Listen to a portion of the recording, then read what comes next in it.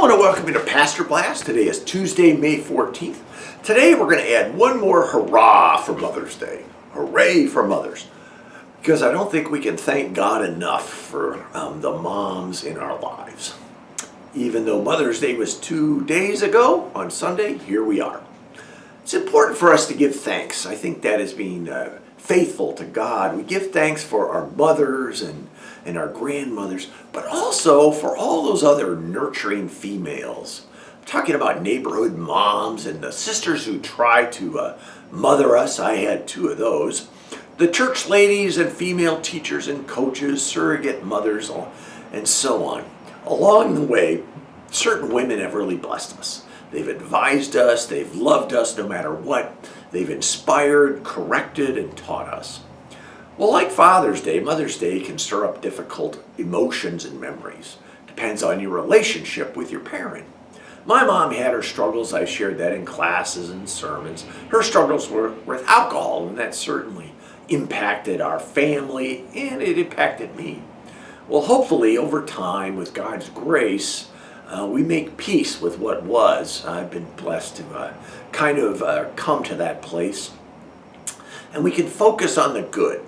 I think it's, number one, it's important to acknowledge that on Mother's Day in the church and to say again that God is able to bring healing to it. Second, I think it's also important that we remember all those females in our congregation in our lives who maybe never had children, maybe they weren't officially a mother, and yet they served the ministry of mothering us and nurturing us and supporting us. It's important to recognize their ministry as well. Of course, the greatest example of all mothers is the mother of Jesus, Mary. We're not going to try to measure your mother against her, but I think in her story we can find what I'm calling motherly characteristics. Number one, faith. When the angel comes and essentially says to Mary, "You will be the womb for the Alpha and the Omega." Miraculously, she says, "Okay, as you say." I notice in the Old Testament when men are called to do something hard, like the prophets, they make lots of excuses. Jeremiah says, "I am too young." Moses says, "I cannot speak." And Jonah just runs away. But not Mary. Mary essentially says, "I got this since you got me." Mothers have faith like that. Number two, I would say they have faith. Number two is wonder. At Christmas, we all know the story, angels and shepherds and stables and the incredible birth of Jesus. In the midst of that, Luke tells us that Mary ponders these things, treasures them in her hearts. I like that. For I think mothers have this innate capacity for joy, imagination, playfulness, and the ability to rejoice in the moment. The third thing I would say, and this relates to my relationship with my own mother, is loyalty. You thought you had a tough job being a mom or a dad. Well, what about Mary being the mother of the Messiah?